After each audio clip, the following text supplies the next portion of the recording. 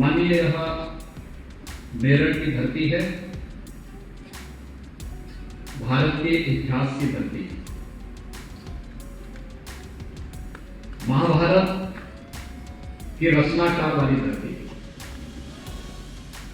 यही मेरठ से कुछ ही दूरी पर हस्तिनापुर है, जिसने महाभारत की नींव रखी थी और एक नए इतिहास का सृजन किया था। आने वाली पीढ़ी को एक धरोहर दी थी, जिसने इस घोषणा भी की थी कि धर्म, अर्थ, काम और मोक्ष जो चार मानवीय पुरुषार्थ हैं, इनसे संबंधित जो कुछ भी है वह इस ग्रंथ में है, जो इसमें नहीं वह अन्यत्र कहीं नहीं है, और उद्घोष करने वाली धरती है। देश की आजादी के प्रथम स्वतंत्र समर का उद्घोष करने वाली क्रांति धरा है। तो यहाँ के अन्नदाता किसानों के पुरुषार्थ की धरा भी ये मेरठ है। मैं आपके आगमन पर उत्तर प्रदेश वासियों की ओर से, उत्तर प्रदेश शासन की ओर से आपका हृदय से स्वागत करता हूं, अभिनंदन करता हूं। मान्यवर, हमारे लिए यह अत्यंत आह्लादित करने वाला क्षण है जब इस आयुर्वेद महापर्व को आपका आशीर्वाद प्राप्त हो रहा है।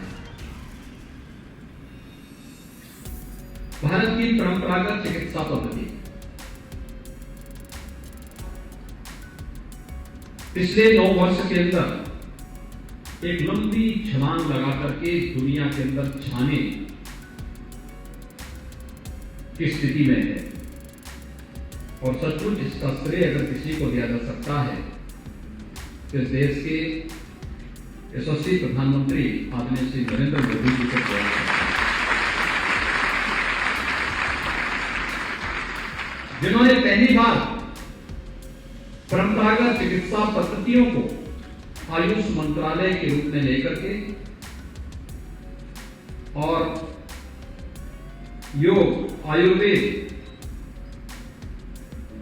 होम्योपैथ, यूनानी, सिद्धा, प्राकृतिक चिकित्सा, इन सब को लेकर के मंत्रालय का गठन किया। योग को 2016 से 21 जून की तिथि को अंतर्राष्ट्रीय योग दिवस के रूप में आज पूरी दुनिया मनाने के लिए उत्सुक है। 21 जून को दुनिया का कोई कोना ऐसा नहीं जहां पर पूरा देश, पूरी दुनिया, कोई प्रांत, कोई जनपद, कोई शहर, कोई कस्बा, कोई गांव, कोई परिवार ऐसा नहीं होता है जो योग की क्रिया के साथ किसी न किसी रूप में न जुड़ता हो।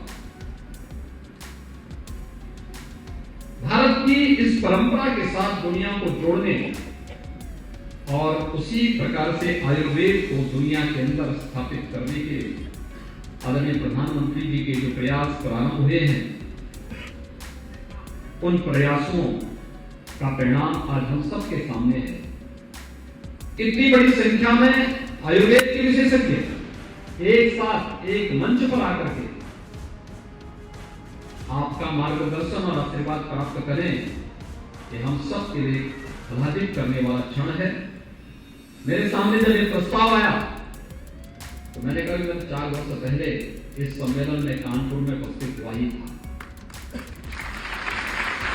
डॉक्टर वाजपेयी जी ने जब ये बात मेरे सामने रखी तो मैंने कहा, देखो, इसमें सबसे उपयुक्त पात्र इस कार्यक्रम के उद्घाटन के होंगे हमारे देश के आदरणीय उपराष्ट्रपति जी, और उपराष्ट्रपति जी को इस कार्यक्रम में हम लोग आमंत्रित करके इस कार्यक्रम को एक नई ऊंचाई प्रदान करके अपने लक्ष्यों को प्राप्त करने की दिशा में आगे बढ़ेंगे।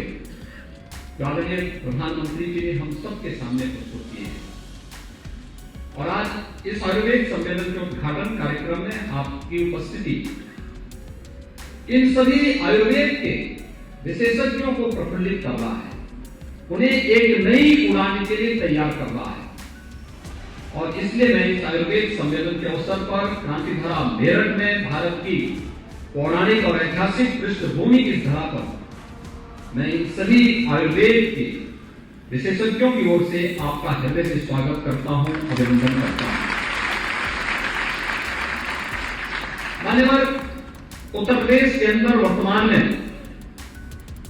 उत्तर प्रदेश सरकार के द्वारा जिस क्षेत्र में यह आयुर्वेद सम्मेलन किया गया है, यहाँ के बहुत सारे आयुर्वेद के हमारे विशेषज्ञ हैं या रहे हैं जिन्होंने इस फील्ड में अपने समय में विषम परिस्थितियों का सामना करते हुए बहुत कुछ करके दिखाया।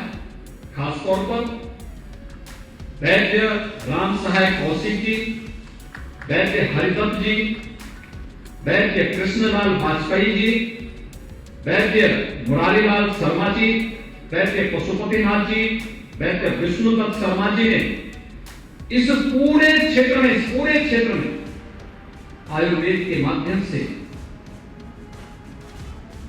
आयुष की जिस पद्धति को आगे बढ़ाने का कार्य किया था अत्यंत अभिनंदनीय है।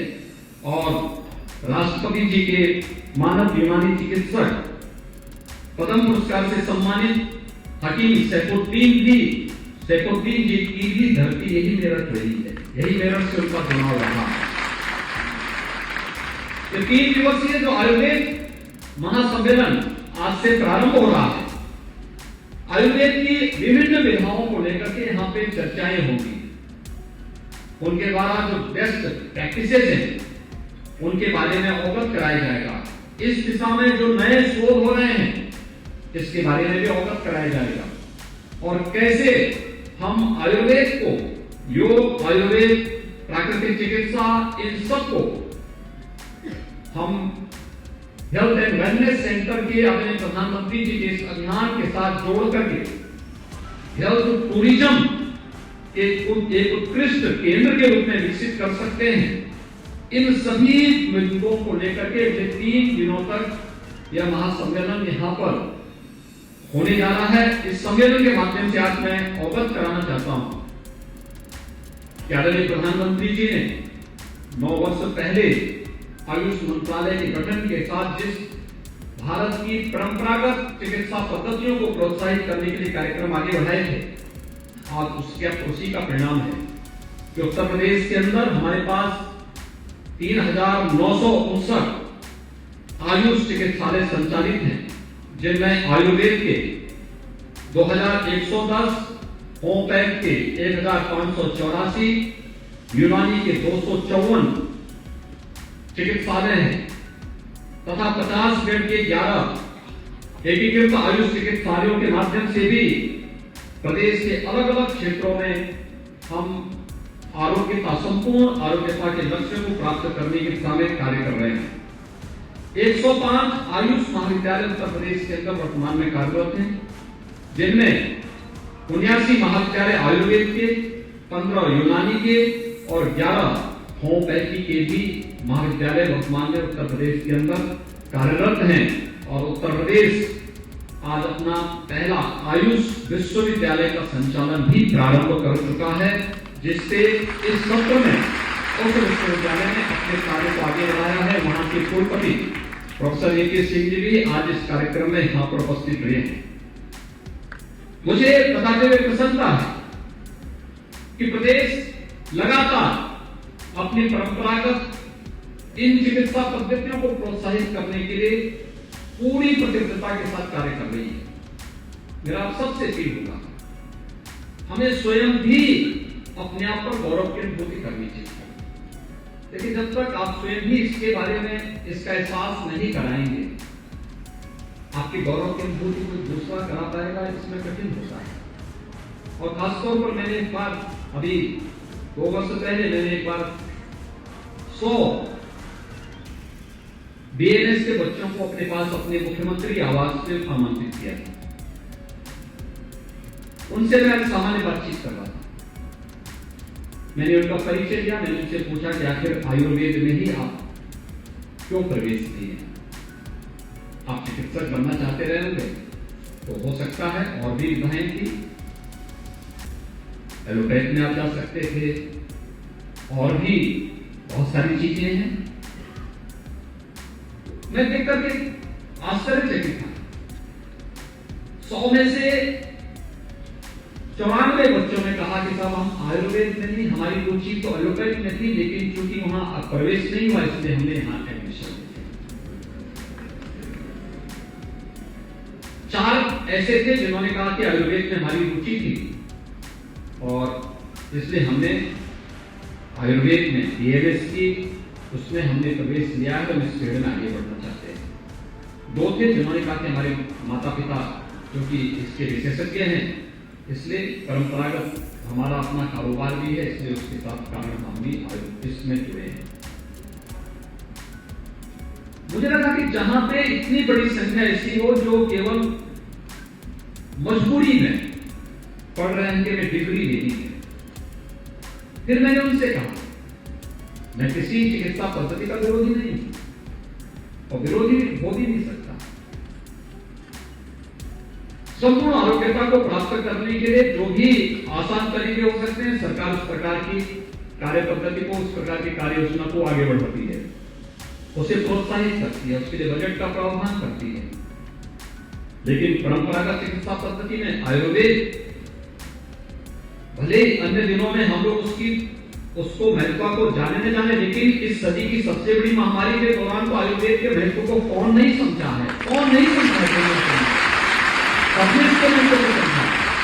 और तब मैंने इस बात को कहा, मैंने कहा देखिए एलोपैथ के डॉक्टर अच्छे डॉक्टर होते हैं, लेकिन अगर कोई एक MBBS की डिग्री लेता है, MBBS की डिग्री लेने के बाद उसके पास केवल एक जरिया होता है कि अपना जो प्रैक्टिस करे, सरकारी नौकरी करे। और केवल MBBS करने से नहीं होगा, MBBS के बाद उसको PG करना होता है, फिर PG के बाद भी अब तो जब तक वो सुपर स्पेशलिटी की डिग्री नहीं लेगा, तो इन सबको लेने में उसको 12 से 15 साल लग जाते हैं। 12 से 15 वर्ष के बाद पर वह एक योग्य शिक्षक होता है। एक MBBS अगर अपना हॉस्पिटल खोलेगा तो चलाना उनके लिए दिक्कत हो जाएगी, लेकिन एक BMS डॉक्टर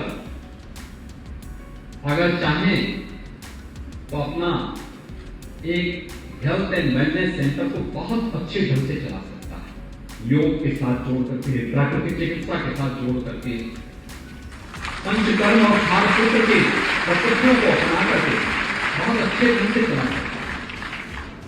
एक BMS डॉक्टर सरकारी नौकरी भी उसके लिए हमेशा तैयार है, और सरकारी नौकरी के अलावा अगर वो चाहता है कि नहीं मुझे अपने अन्नदाता किसानों के साथ अपने आप को जोड़ना है, तो वह FPOs का गठन करके,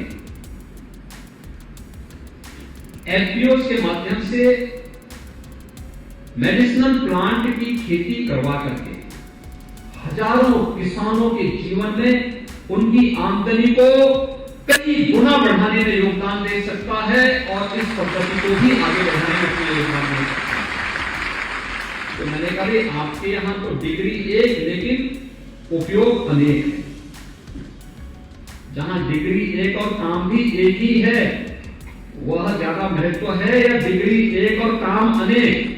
तो मैंने कहा ये तो आपके लिए इतनी अवसर है, इस अवसर के माध्यम गौरव की अनुभूति नहीं कर पा रहे तो कोई दूसरा नहीं करवाएगा। और मेरी आप सबसे अपील होगी, उत्तर प्रदेश को आयुर्वेद की धरती है, भगवान धन्वंतरी की धरती है, आयुर्वेद के जनक इसी धरती में पैदा हुए। उन्होंने देवताओं का भी उपचार किया था, राक्षसों का भी उपचार किया था, सबको आयुष का वरदान दिया था। आज हम इस पद्धति को और तेजी के साथ आगे बढ़ सकते हैं, और जब डबल इंजन आपके साथ जुड़ जाता है तो फिर आपको तो फिर घबराने की आवश्यकता ही नहीं, तेजी के साथ अपनी उड़ान को आगे बढ़ाने की आवश्यकता है। और उसी उड़ान को आज अपना मार्गदर्शन और आशीर्वाद प्रदान करने के लिए आदरणीय उपराष्ट्रपति जी, आदरणीय राज्यपाल जी, और यहाँ पर एक पूरा मंच आज यहाँ पर आपके सामने है, आपको यहाँ पर ये सुविधा उपलब्ध करवाने के लिए है। और सबसे बड़ी बात यह है कि मेरठ का ये धरा है, चौधरी चरण सिंह जी किसानों के मसीहा थे, उनके नाम पर विश्वविद्यालय स्थापित है और विश्वविद्यालय की कुलपति को मैं उनकी पूरी टीम का अभिनंदन करता हूं कि कल ही इस विश्वविद्यालय को नेक के मूल्यांकन में ये AA+ की ग्रेडिंग मिली है। ये सबसे अच्छी ग्रेडिंग मानी जाती है, अच्छी उसमें मानी गई। और आज आयुर्वेद का सम्मेलन इस बात की गवाही दे रहा है कि जैसे विश्वविद्यालय ने उत्कृष्ट ग्रेडिंग लेकर के नेक के मूल्यांकन में अपने आप की उत्कृष्टता को साबित किया है, ऐसे ही आयुर्वेद भी उस प्रकार की ग्रेड को प्राप्त करने के सामने कार्य करेगा। मैं एक बार फिर से आदरणीय उपराष्ट्रपति जी का, उनकी धर्मपत्नी आदरणीय डॉक्टर सुदेश धनखड़ जी का, प्रदेश की आदरणीय राज्यपाल महोदय का, सभी आयुर्वेद के विशेषज्ञों का एक बार फिर से प्रदेश सरकार की ओर से, उत्तर प्रदेश की जनता की ओर से हृदय से स्वागत और अभिनंदन करते हुए अपनी वाणी को यहीं पे विराम देता हूँ। धन्यवाद। जय हिंद। भारत गणराज्य के माननीय उपराष्ट्रपति श्री जगदीश का मैं देश के सबसे बड़े राज्य उत्तर प्रदेश की पावन धरती पर हार्दिक स्वागत व अभिनंदन करती हूँ। इसके साथ ही मैं इस आयुर्वेद महासम्मेलन में उपस्थित सभी महानुभाव का भी हार्दिक स्वागत करती हूँ। मित्रों, आज यहाँ बड़ी संख्या में आयुर्वेद के विशेषज्ञ इस महासम्मेलन में भाग लेने के लिए आए हैं। मैं आश्वस्त हूँ कि इतनी बड़ी भागीदारी आयुर्वेद के प्रचार प्रसार को प्रोत्साहित करेगी। इसके साथ ही WHO द्वारा जामनगर में मॉडर्नाइजेशन मॉडर्न सिस्टम की स्थापना एक गौरवशाली कार्यक्रम हमारे लिए है। माननीय प्रधानमंत्री श्री नरेंद्र मोदी जी के नेतृत्व में आयुष मंत्रालय देश में आयुर्वेद पर्व का आयोजन इस प्रकार के महासम्मेलन के माध्यम से करवाता है। वर्तमान समय में हमारे उत्तर प्रदेश में यह दूसरा आयुर्वेद महासम्मेलन मेरठ में आयोजित हो रहा है। यह संपूर्ण पश्चिमी उत्तर प्रदेश के लिए गर्व की बात है। इससे पूर्व यह महासम्मेलन 4 वर्ष पहले प्रदेश की औद्योगिक नगरी कानपुर में आयोजित हो चुका है। भारत में ऋषियों एवं सन्यासियों की लंबी परंपरा रही है, जिन्होंने स्वयं अपनी स्वदेशी स्वास्थ्य सेवाओं का तंत्र विकसित किया, जैसे आयुर्वेद, योग एवं सिद्ध पद्धतियां। ये सभी पद्धतियां सर्वे भवन्तु सुखिनः सर्वे सन्तु निरामया, यानी सभी प्रसन्न रहे, सभी स्वस्थ रहे, के दर्शन पर आधारित है।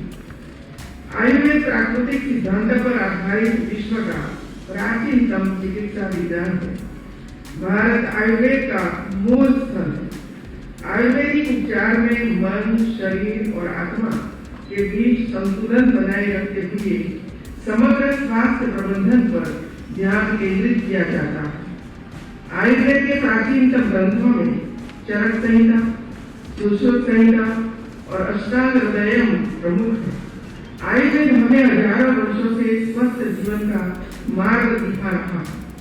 आयुर्वेद चिकित्सा के सभी ग्रंथों का पुनः मूल्यांकन करना आधुनिक परिप्रेक्ष्य में बहुत आवश्यक है।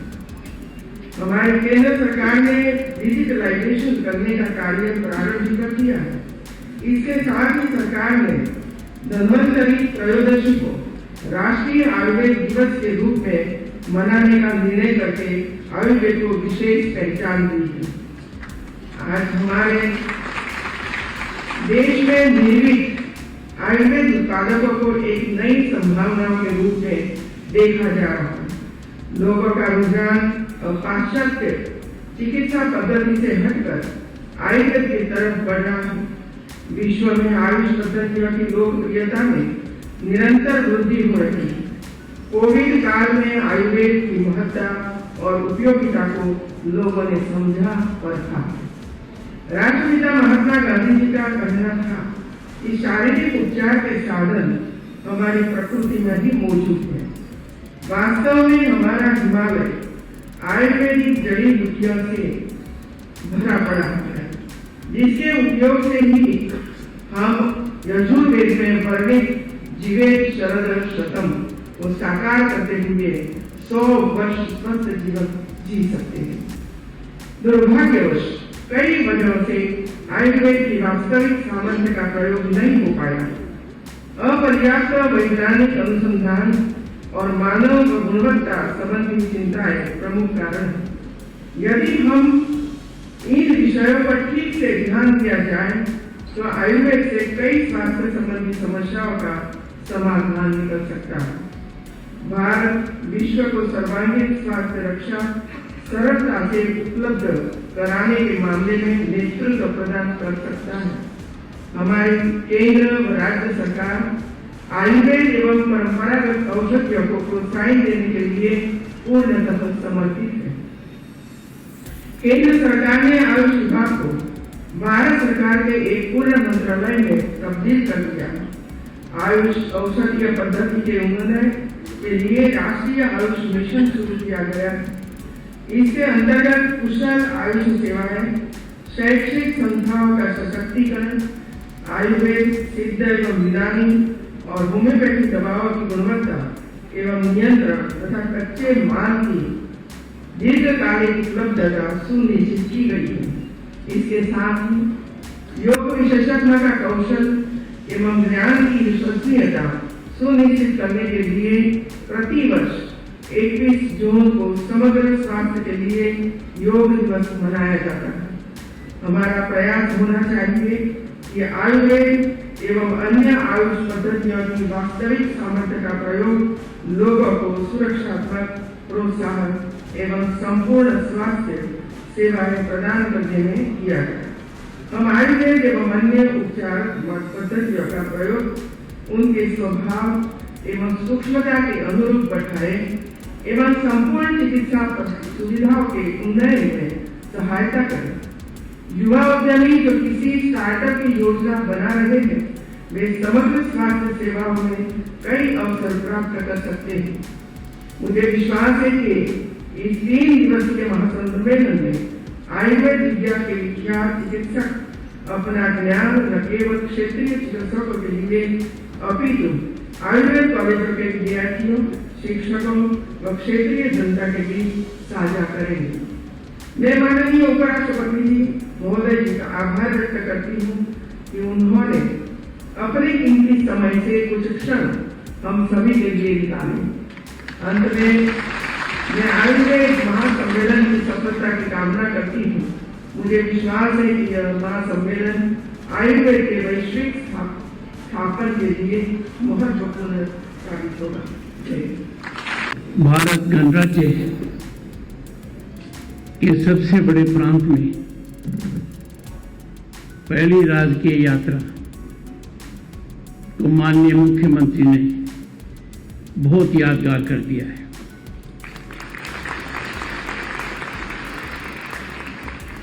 मैं उनका सदैव आभारी रहूंगा। तो माननीय प्रधानमंत्री जी ने राज्यसभा में मेरे बारे में कहा तो शुरुआत की कृषक पुत्र माननीय मुख्यमंत्री जी ने मेरे हेलीकॉप्टर को चौधरी चरण सिंह विश्वविद्यालय में उतरवाया।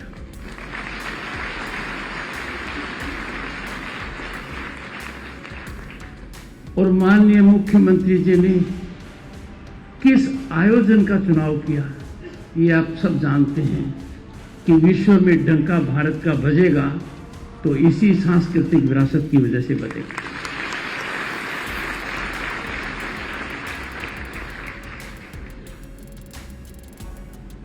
इस बड़े प्रांत की महामहिम राज्यपाल आदरणीय श्रीमती आनंदीबेन पटेल जी, लंबे समय से मैं आपका आशीर्वाद लेता रहा, आपका मार्गदर्शन लेता रहा।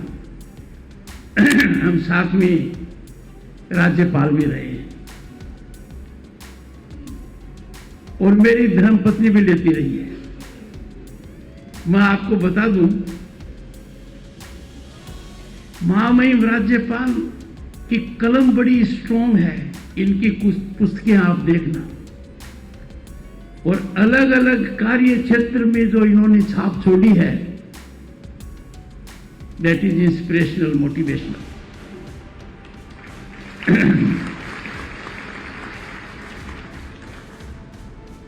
इस प्रांत के मुख्यमंत्री सरल और सख्त,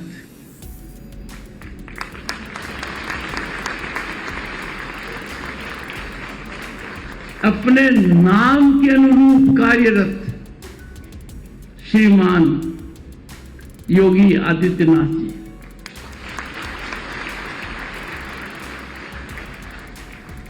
मुझे वो पल याद है जब 6 या 7 अगस्त को निर्वाचन हो गया था, शपथ एक सप्ताह बाद थी, आप आए। आयुर्वेद वालों को जांच करनी पड़ेगी। My energy level went up और मेरी माननीय मुख्यमंत्री से उस समय चर्चा हुई और मुझे कहने का मौका मिला कि इतना बड़ा प्रांत पहले जिस खबरों में रहता था, थोड़ी चिंता और चिंतन का मामला था, अब हर्ष उल्लास का मामला है। UP is in the news these days for the right course. मुख्यमंत्री जी ने सही कहा, 9 साल में भारत ने माननीय प्रधानमंत्री नरेंद्र मोदी के विजन की वजह से छलांग लगाई है और मुख्यमंत्री जी भी लगा रहे हैं, इनकी छलांग देख रहे हैं। मन बड़ा प्रफुल्लित होता है जब देश विदेश के लोग उत्तर प्रदेश के बारे में वो टिप्पणी करते हैं जो पहले सुनने को नहीं मिलती थी।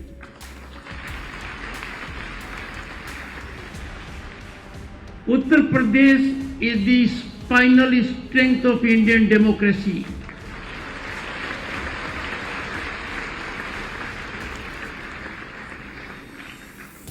उत्तर प्रदेश के मंत्रीगण सोमेंद्र तोमर जी, दिनेश खटीक जी और राज्यसभा का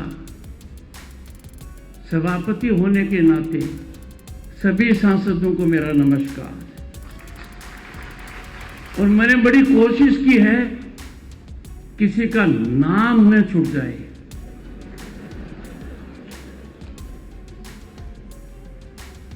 वाजपेयी जी, लक्ष्मीकांत जी, लक्ष्मी से नाता है पर आयुर्वेद से 4थी पीढ़ी का नाता है।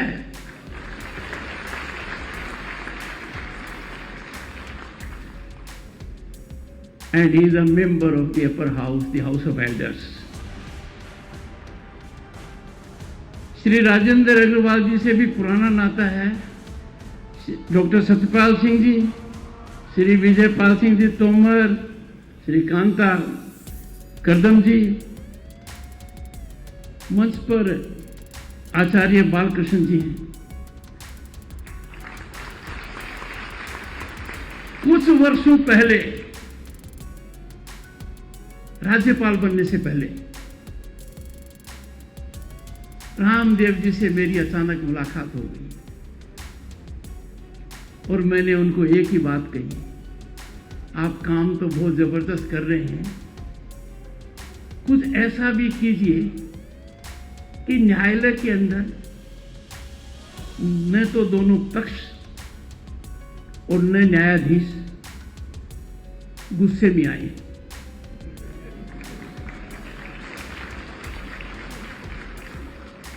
महामहिम राज्यपाल जी उन्होंने 2-4 गुर बताए, पर मैं उनसे दूसरा निवेदन करना चाहता हूं जो मेरी बड़ी पीड़ा है कि एक ऐसा गुर बनाइए, आयुर्वेद में ऐसी औषधि बनाइए, ऐसा योग बनाइए कि हमारे संसद की गरिमा ठीक रहे।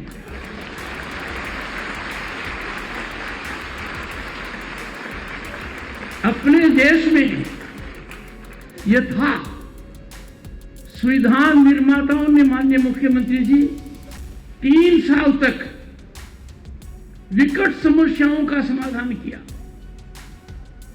Contentious issues divisive issues by dialogue, discussion, deliberation और debate।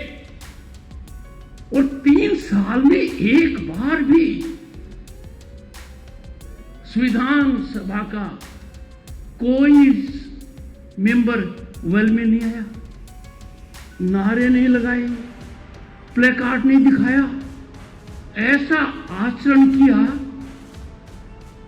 जिसको हम फॉलो कर सकते हैं। हमारा आचरण आज उसके ठीक विपरीत क्यों है, ये हमें चिंता और चिंतन का विषय है। प्रजातांत्रिक मूल्य बहुत महत्वपूर्ण है। We cannot allow temples of democracy to be outraged, क्योंकि हम लार्जेस्ट डेमोक्रेसी नहीं, मदर ऑफ डेमोक्रेसी भी हैं। इस पर मैं मेरी पीड़ा थोड़ी देर बाद में कहूंगा, क्योंकि मैं देश के सबसे बड़े प्रांत में हूं, and I know everyone present here. जो माननीय मुख्यमंत्री जी ने कहा था, वो इस बात का पक्षधर है। हम हमेशा हमारे देश को आगे रखेंगे। Nation always first. We will be proud Indians and take pride in our historic milestone achievements, जो पूरी दुनिया हमारा डंका मान रही है।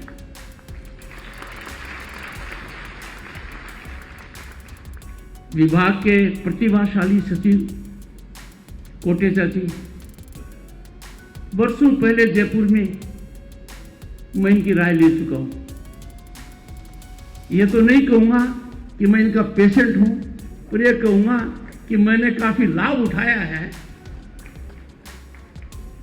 He has given a new dimension to the ministry. इनकी उपस्थिति के यहां काफी मायने हैं।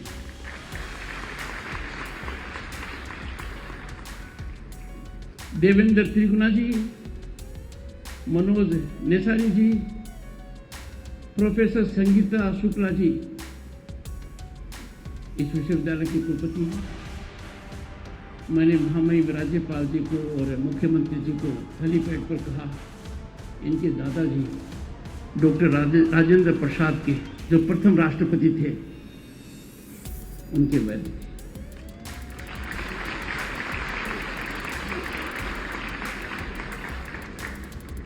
Rakesh Sharma ji, Ranjeet Puranik ji, and most important everyone present here, जो भी यहां उपस्थित है वो एक नंबर नहीं है। He or she is an epicenter, nerve center to disseminate our civilizational ethos.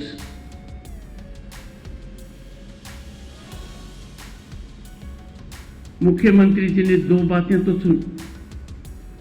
बिल्कुल निश्चित की कि इस विश्वविद्यालय में हेलीकॉप्टर उतरे, क्या फंक्शन अटेंड करूं, पर शहर का चयन करने में भी आपने कोई कसर बाकी नहीं रखी।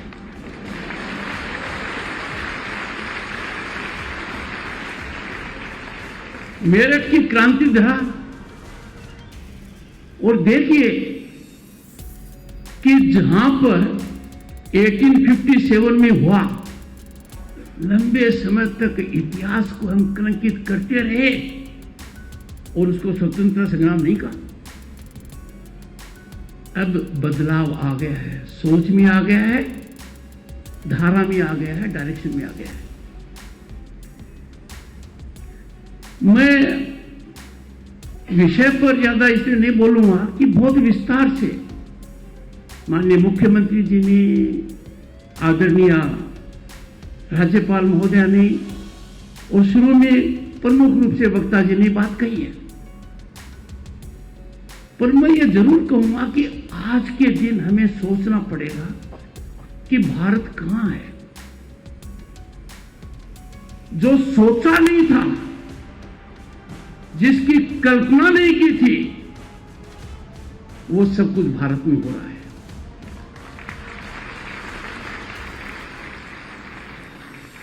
India is setting global discourse. उदाहरण के तौर पर आपके प्रांत में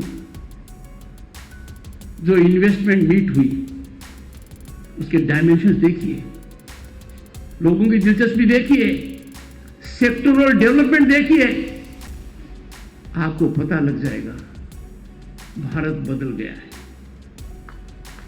वी आर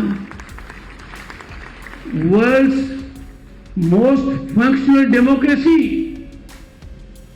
दुनिया का कोई देश ये नहीं कह सकता जहां डेमोक्रेसी पंचायत से लेकर, म्युनिसिपैलिटी से लेकर, राज्य से लेकर और केंद्र तक है।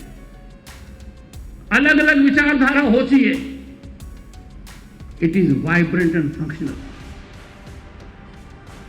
ऐसी परिस्थिति में जब कोई कहता है एक नैरेटिव सेट करने के लिए कि दुनिया की सबसे बड़ी पंचायत पार्लियामेंट में माइक ऑफ हो जाते हैं, इससे बड़ा घोर असत्य कोई हो नहीं सकता। मजबूरन में मुझे, क्योंकि मैं राज्यसभा का सभापति हूं, I have to perform my constitutional duty to indicate to the world at large कि भारत की संसद में माइक ऑफ नहीं होती है। समय था, एक काला अध्याय था और घोर काला अध्याय था जिसको हम इमरजेंसी कहते हैं, पर अब वो संभव नहीं है। मुझे समझ में नहीं आता, तब मैं पश्चिम बंगाल का राज्यपाल था। कोविड को लीजिए, आज के दिन पूरी दुनिया नतमस्तक है कि 140 करोड़ की आबादी वाले देश ने जिस तरीके से कोविड का संचालन किया, उसका कोई मुकाबला नहीं है।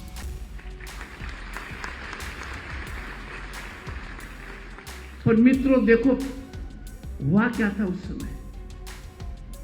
हमारे प्रधानमंत्री जी ने कहा जनता का कर्फ्यू लगाओ। कितना दूरदर्शी कार्यक्रम था, सोशल डिस्टेंसिंग वगैरह का एकदम पाठ करोड़ों को पढ़ाना बहुत मुश्किल था, पढ़ा दिया। कुछ लोगों के ये गले नहीं उतरे। हमने वैक्सीन पैदा किए, इनोवेट किए, गले नहीं उतरे कि ये वैक्सीन तो ठीक नहीं होंगे, दूसरा मंगाइए। नतीजा क्या है? 220 करोड़ डोजेज लगी हैं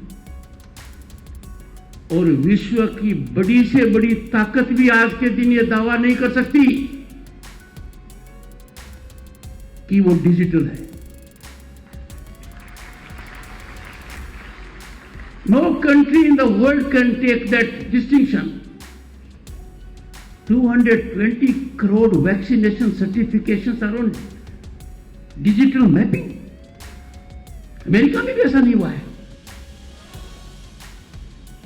उस काल में हमने आयुर्वेद की रेलेवेंस भी देखी। मुझे बड़ा आश्चर्य हुआ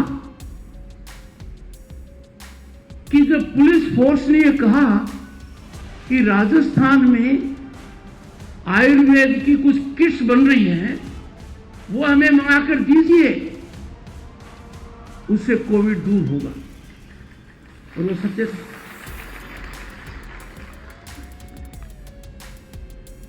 आज के दिन सोचिए, मैं उस पर नहीं कहूंगा, बहुत कहा जा चुका है कि 2014 में नया मंत्रालय बना है, वी हैव अ नाइस सचिव जो सब काम कर रहे हैं, नए विश्वविद्यालय बन रहे हैं, जगह जगह औषधि केंद्र बन रहे हैं, इस पढ़ाई को एक क्वालिटेटिव एंगल दिया गया है। दुनिया के पटल पर देखिए, योग, माननीय मुख्यमंत्री जी ने कहा वो दिन दुनिया के हर देश को याद है। दुनिया के देशों ने समर्थन किया और इतना बड़ा समर्थन किया कि हमारा योग आज के दिन विश्व के स्वास्थ्य का ध्यान दे रहा है। क्योंकि हमारी तो संस्कृति साफ है, पहला सुख निरोगी काया, एंड दैट इज देयर। दूसरा, मोटे अनाज की आप प्रासंगिकता देखिए, बाजरा उसमें एक है। मैं उस प्रांत से आता हूं जहां बाजरा बहुत है। 2018 में केंद्र सरकार ने मिलेट को प्रोत्साहन दिया, पर दुनिया के पटल पर इंटरनेशनल मिलेट ईयर डिक्लेयर करवाया माननीय प्रधानमंत्री जी ने, और ये पूरी दुनिया के सामने मामला है और भारत के किसान के लिए बहुत सार्थक बात है।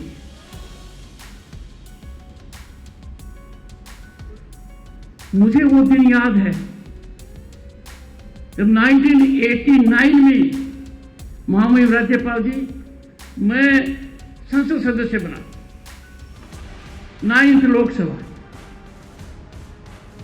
मैं सरकार में मंत्री था,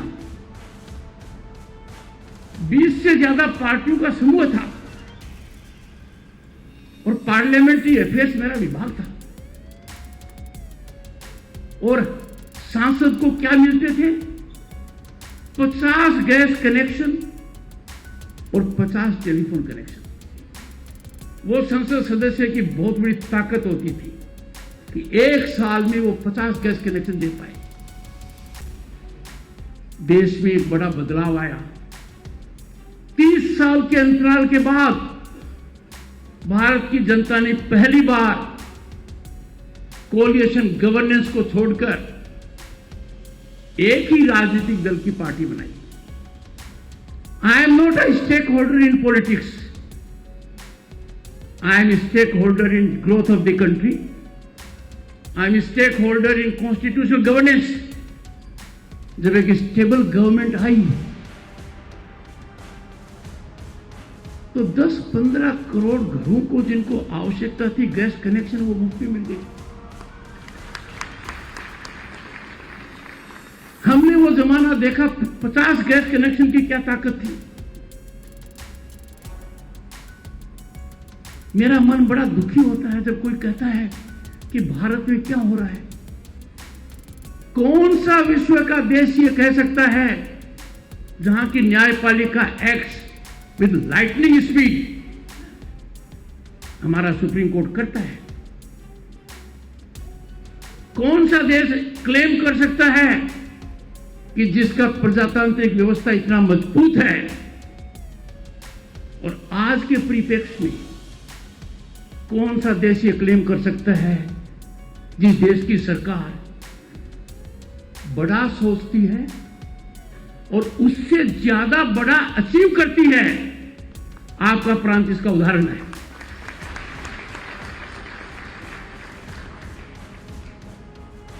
लोगों ने सोचा नहीं था कि लॉ एंड ऑर्डर काबू में आ जाएगा क्या?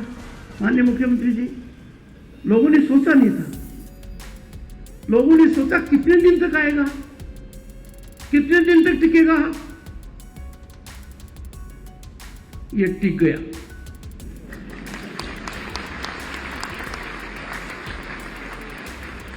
ये जम गया है।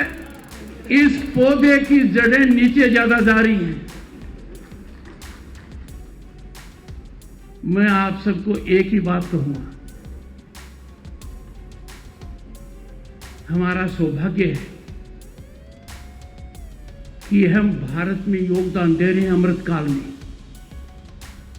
पर मेरे सामने जो युवा शक्ति है, they are the warriors of 2047। आप लोग तय करोगे भारत 2047 में क्या होगा। आप कुछ बातों पर चुप्पी नहीं रख सकते। हमारा देश, मेरा देश, महान देश और कोई भी कलंकित कर देगा, कोई भी बयान दे देगा और कह देगा यहां फूड सिक्योरिटी। मैं जानता हूं और महामहिम राज्यपाल जानती हैं, 1 अप्रैल 2020 से 80 करोड़ से ज्यादा जनता को राइस, सीरियल, पल्स अब तक मिल रहा है। कितनी बड़ी क्रांति आई है वो बताता हूं आपको। एक जमाना था जब ग्रामीण क्षेत्र के अंदर बिना वीसीआर के, बिना वीसीडी के माननीय मुख्यमंत्री जी को शादी नहीं होती थी। आज के दिन रद्दी वाला उसको 50 रुपए में नहीं देता। वीडियो लाइब्रेरी कहां गायब हो गई? और जिस टेलीफोन बूथ का हम डंका पीटते थे उसको मोबाइल ने खत्म कर दिया। उसी तरीके से अब भारत के अंदर जो शासन व्यवस्था है, वो शासन व्यवस्था एक ही केंद्र पर है, देश का हित। और तभी पहली बार आपने देखा होगा कि दुनिया के देशों में भारत की आवाज सुनी नहीं जाती है, इंतजार करते हैं कि इस मुद्दे पर भारत क्या बोलेगा।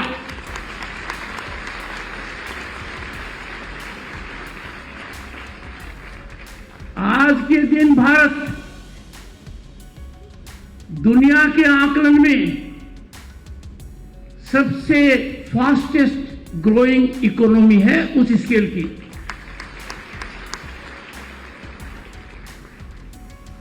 अब यह आपकी प्रतिभा है कि आप आयुर्वेद को क्या डायमेंशन देंगे,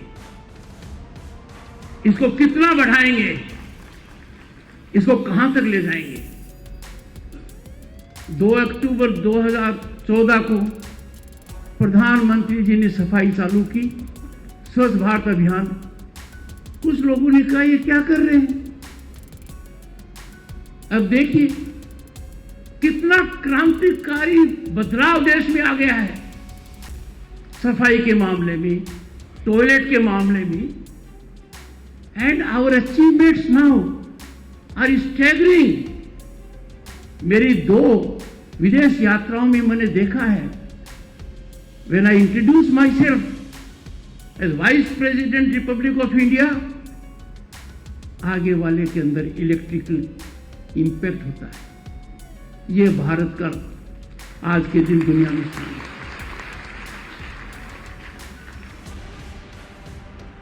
माननीय मुख्यमंत्री जी, आज के दिन लाइफ स्टाइल डिजीजेज आ गई है और आपने सही फरमाया, इनका इलाज एलोपैथी में तो है। आई am not against any category of treatment, जैसा माननीय मुख्यमंत्री जी ने कहा, पर वो कहते हैं ना, गली में छोरो गांव में ढिंडोरो के मतलब जब हमारे पास आयुर्वेद है। अब दुनिया के कई देशों में जाइए, उनका इतिहास 300 साल पुराना है, कुछ का 500 साल पुराना है, यहां 5000 साल से ज्यादा पुराना है।